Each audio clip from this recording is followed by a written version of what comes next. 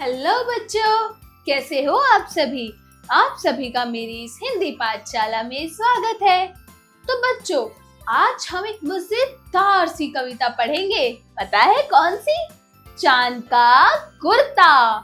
चांद के कुर्ते के बारे में पढ़ेंगे आज हम। तो चलिए शुरू करते हैं। अध्याय 5, चांद का कुर्ता। कविता। अध्ययन से पूर्व। तो बच्चों, यहाँ पर आपको एक चित्र दे रखा है जिसमें मम्मी, माँ और दोनों बच्चे यानी लड़का और लड़की, बेटा और बेटी छत पे खड़े होकर चांद को निहार रहे हैं और कुछ वार्तालाप कर रहे हैं। तो चलिए शुरू करते हैं। माँ, चांद की देखभाल कौन करता है जैसे आप हमारी करती हैं? माँ, क्या चांद को कभी सर्दी लगती होगी? तो पता है माँ क्या कहती है? शायद, तभी तो वे कभी बाहर निकलता है तो कभी बादलों में छिप जाता है, इसीलिए। तो बच्चों, यहाँ पर ये लोग चांद के ऊपर बात कर रहे हैं। इस कविता का मूल तत्व है कविता द्वारा माँ और उसके बच्चे के बीच भावनात्मक पक्षों को उजागर करना। एक माँ और उसके जो बच्चे होते हैं उन दोनों के बीच में एक भावनात्मक पक्ष को उजागर यानी कि पैदा करना, ये इस कविता का मूल तत्व है। तो चलिए अब कविता पढ़ना शुरू करते हैं। हटकर बैठा चांद एक दिन माता से यह बोला, सिलवा दो माँ मुझे ऊन का एक मोटा झिंगोला। सन सन चलती हवा रात भर जाड़े से मरता हूँ, ठिठुर ठिठुर कर किसी यात्रा पूरी करता हूँ। आसमान का सफर और यह मौसम है जाड़े का, ना हो अगर तो ला दो कुर्ता भी कोई भाड़े का। बच्चे की सुन बात कहा माता ने, अरे सलोने, कुशल करे भगवान लगे मत मुझको जादू टोने। जाड़े की तो बात ठीक है पर मैं तो डरती हूँ, एक नाप में कभी नहीं तुझको देखा करती हूँ।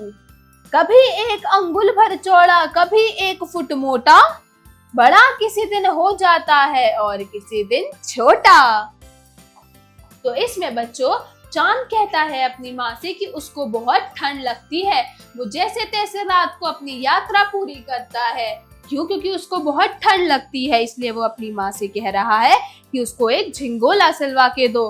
तो उसकी माँ जवाब देती है कि ठंड का तो ठीक है, लेकिन तुझे कुर्ता झिंगोला तभी तो सिलवा के दूंगी जब मुझे तेरे नाप का पता चलेगा। कभी तू छोटा होता है, किसी दिन तू बड़ा हो जाता है, किसी दिन तू मोटा होता है, किसी दिन तू पतला हो जाता है, तेरा कोई एक नाप तो है ही नहीं। घटता बढ़ता रोज किसी दिन ऐसा भी करता है, नहीं किसी की आंखों को दिखलाई पड़ता है।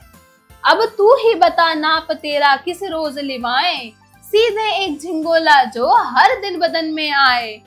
तो माँ यही कहती है कि तू हमेशा घटता बढ़ता रहता है और किसी दिन तो ऐसा भी होता है कि तू इतना छोटा हो जाता है कि तू किसी को दिखाई नहीं पड़ता। अब तू ही मुझे बता कि तेरा क्या नाप है, किस दिन तेरा नाप लिया जाए, या तो फिर तेरे लिए एक झिंगोला सिया दिया जाए जो फिर हर तरह के बदन पे आता है, चाहे मोटा हो, चाहे पतला हो, चाहे छोटा हो, चाहे बड़ा हो, वो हर बदन पे आता है। तो बच्चों, ये कविता पता है किसके जरिए लिखी गई है? रामधारी सिंह दिनकर।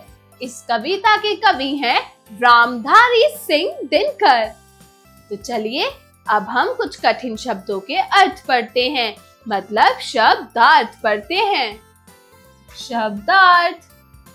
हठ मतलब जिद, ठिठुरना मतलब कांपना, सफर मतलब यात्रा, जाड़ा मतलब ठंड, सलोने मतलब प्यारे, अंगुल मतलब अंगुली, झिंगोला मतलब ढीला ढाला वस्त्र। ढीला ढाला वस्त्र जो बहुत ही ढीला ढाला होता है उसे झिंगोला बोलते हैं। उच्चारण करें। तो बच्चों, यहाँ पर आपको कुछ शब्द दिए गए हैं जिनका आपको सही तरीके से उच्चारण करना है जिनका। तो चलिए मेरे साथ इन शब्दों का उच्चारण कीजिए। दिखलाई, दिखलाई।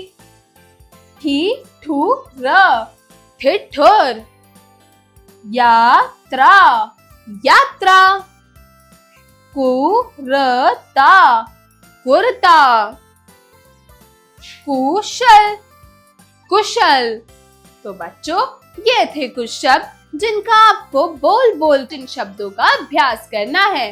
और चलिए, अब जो कविता भी हमने पढ़ी उसका अब हम थोड़ा सा अभ्यास करेंगे, मतलब अभ्यास कार्य शुरू करेंगे। तो चलिए मेरे साथ अभ्यास कार्य शुरू कीजिए। अभ्यास कार्य, जरा बोलिए। Speaking skills. प्रश्न 1, दिए गए प्रश्नों के उत्तर बताइए। तो बच्चों, यहाँ पर आपको 4 प्रश्न दे रखे हैं, आपको इन प्रश्नों के सही सही उत्तर बताने हैं। तो चलिए शुरू करते हैं। क, चांद किससे बात कर रहा है? तो बच्चों, यहाँ पर चांद जो है वो अपनी माँ से बात कर रहा है। चांद अपनी माँ से क्या मांग रहा है? वेरी गुड, चांद अपनी माँ से कुर्ता मांग रहा है। ग, चांद का सफर कहाँ होता है? वेरी गुड, चांद का सफर आसमान में होता है। घ, चांद माँ से भाड़े पर क्या लाने को बोल रहा है? वेरी गुड, चांद भाड़े पर माँ से कुर्ता लाने को बोल रहा है। जरा लिखिए। Writing skills. प्रश्न 2, दिए गए प्रश्नों के उत्तर लिखिए। तो बच्चों, यहाँ पर आपको कुछ प्रश्न दिए गए हैं, आपको इस प्रश्न को पढ़ना है और इसका सही सही जवाब लिखना है। तो पहला है, चांद किस मौसम में ठिठुरने की बात कर रहा है? जाड़े के। चांद जाड़े के मौसम में ठिठुरने की बात कर रहा है। जाड़ा मतलब सर्दी के मौसम में। ख, चांद की माँ को किस बात का भय है? चांद की माँ को इस बात का डर है कि वो चांद को कभी भी एक नाप में नहीं देखती हैं। उसका नाप रोज प्रतिदिन बदलता ही रहता है। कभी वो छोटा हो जाता है तो वो कभी मोटा हो जाता है, और कभी कभी तो वो इतना छोटा हो जाता है कि किसी को दिखाई ही नहीं देता। तो इस बात का डर चांद की माँ को है। ग, चांद की माँ चांद को क्या समझा रही है? तो बच्चों, चांद की माँ चांद को यह समझा रही है कि तेरा एक नाप तो है ही नहीं, तू किसी दिन कैसा होता है, किसी दिन कैसा होता है, तो तेरे लिए एक झिंगोला सिया दिया जाए जिससे वो तेरे हर तरह के बदन पर आए। तो उसकी माँ उसको झिंगोला सलवाने की बात कर रही थी। घ, प्रस्तुत कविता का नाम और कवि का नाम लिखिए। जो कविता अभी हमने पढ़ी उसका नाम क्या था बच्चों? वेरी गुड, चांद का कुर्ता। और कवि का नाम क्या है? रामधारी सिंह दिनकर। कवि का नाम है रामधारी सिंह दिनकर। ये हैं जो कविता भी हमने पढ़ी उसके कवि। अगला है प्रश्न नंबर 3, सही मिलान कीजिए। तो बच्चों, यहाँ पर आपको कुछ शब्द दिए गए हैं, उन शब्दों के कार्य से आपको उन्हें मिलाना है। तो बताइए। पहला है क, मौसम। मौसम कैसा था? वेरी गुड, मौसम जाड़े का था। तो यहाँ पे जाड़ा। ख, सलोने। सलोने। सलोने कौन थे? प्यारे। ग, झिंगोला। तो झिंगोला किसको बोला गया था? कुर्ते को। वेरी गुड, तो हम इसको कुर्ते से मिलवाएंगे। घ, सन सन। सन सन क्या चल रही थी? वेरी गुड, हवा, तो हम इसको हवा से मिलाएंगे। प्रश्न 4, दिए गए वाक्यों में सही कथन पर सही तथा गलत कथन पर गलत का चिन्ह लगाइए। तो बच्चों, यहाँ पर आपको 2 प्रश्न दे रखे हैं, आपको इनमें सही कथन के आगे सही और गलत कथन के आगे गलत का चिन्ह लगाना है। तो पहला वाक्य है, चांद ने मोटे कपड़े का झिंगोला मांगा। क्या चांद ने मोटे कपड़े का झिंगोला मांगा था? सही जवाब। चांद ने मोटे कपड़े का झिंगोला मांगा था, तो यह वाक्य बिल्कुल ठीक है। तो इसके आगे हम सही का चिन्ह लगाएंगे। ख, माँ ने चांद को गुस्से में डांट दिया। क्या माँ ने चांद को गुस्से में डांटा था? नहीं, तो हम ये वाक्य गलत है, तो हम इसके आगे गलत का चिन्ह लगाएंगे। गलत। चलिए, तो अब हम अगले प्रश्न की ओर बढ़ते हैं। प्रश्न नंबर 5। जरा सोचिए, क्रिटिकल थिंकिंग। प्रश्न 5। चांद यदि गर्मी के मौसम की बात माँ से करता तो वह माँ से क्या मांगता? माँ उसे कैसे समझाती? कक्षा में चर्चा कीजिए। तो बच्चों, जैसे कि चांद सर्दी के मौसम के लिए झिंगोला या कुर्ता मांग रहा था, तो वहीं अगर गर्मी का मौसम होता तो वो माँ से क्या मांगता और माँ उसे कैसे समझाती? इस बारे में आप अपने दोस्तों से और सहपाठियों से इसकी चर्चा करें और इसका उत्तर अपने अपने शब्दों में अपनी अपनी नोटबुक्स में लिखें। इतने चलिए हम आगे बढ़ते हैं। जरा भाषा पर गौर कीजिए। Language skills. प्रश्न 6। दिए गए शब्दों में से संज्ञा एवं विशेषण शब्दों को अलग कीजिए। तो बच्चों, यहाँ पर आपको कुछ शब्द दिए गए हैं। इनमें से आपको संज्ञा शब्द और विशेषण शब्दों को अलग करना है। तो बताइए, इनमें से संज्ञा शब्द कौन कौन से हैं? वेरी गुड, ऊन। और क्या है? भगवान। आंख। और क्या है? वेरी गुड, आसमान। और कुर्ता। और ठंड। ऊन, भगवान, आंख, आसमान, ठंड और कुर्ता। ये हैं हमारे सारे संज्ञा शब्द। विशेषण शब्द कौन से हैं? Very good. तो इनमें विशेषण शब्द है मोटा, घटता, चौड़ा, नाप और बढ़ता। विशेषण शब्द हैं मोटा, घटता, चौड़ा, नाप और बढ़ता। ये थे विशेषण शब्द। अब है प्रश्न 7। दिए गए धातु रूप से क्रिया शब्द बनाइए। तो बच्चों, यहाँ पर आपको कुछ धातु शब्द दे रखे हैं। इन धातु रूप को, इन धातु शब्दों को आपको पढ़ के इन्हें क्रिया शब्द में बदलना है। तो जैसे पहला है क, चल। चल का क्या बनेगा? क्रिया शब्द चलना। चलना एक क्रिया शब्द है। ख, डर। डर का क्रिया रूप क्या होगा? वेरी गुड, डरना। ग, पढ़। पढ़, पढ़ना। क, कर। करना। ड़, सुन। सुन का सुनना। च, देख। देख का क्रिया शब्द है देखना। अब है प्रश्न नंबर 8। दिए गए शब्दों से वाक्य बनाइए। तो बच्चों, यहाँ पर आपको कुछ शब्द दिए गए हैं। आपको इन शब्दों को ध्यान से पढ़ना है और इनसे एक मजेदार सा वाक्य बनाना है। तो चलिए शुरू करते हैं। क, यात्रा। यात्रा। यात्रा पहला शब्द है, यात्रा। तो इससे हम क्या बनाएंगे? वेरी गुड, इससे हमने बनाया आपकी यात्रा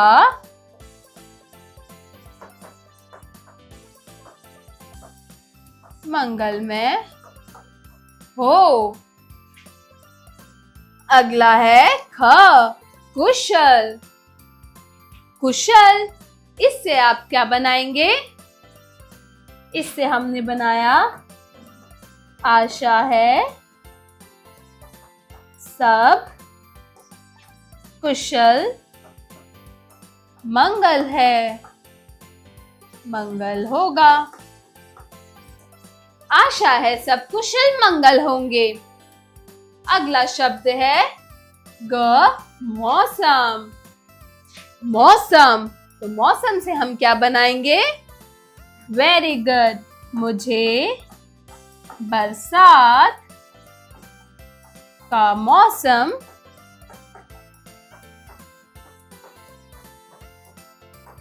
अच्छा लगता है। मुझे बरसात का मौसम अच्छा लगता है। अगला है अंगुल। अंगुल, तो हमने अंगुल से हम क्या वाक्य बनाएंगे? वेरी गुड, अंगुल से हमने बनाया अंगुल पकड़कर बच्चा चलना सीखता है। अंगुल पकड़कर बच्चा चलना सीखता है। झिंगोला। झिंगोला, झिंगोला से हम क्या वाक्य बनाएंगे? वेरी गुड, झिंगोले से हमने बनाया चांद ने अपनी माँ से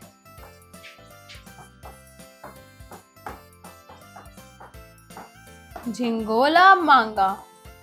चांद ने अपनी माँ से झिंगोला मांगा। तो यह थे कुछ वाक्य जो हमने दिए गए शब्दों से बनाए हैं। तो चलिए अब हम अगले प्रश्न की ओर बढ़ते हैं।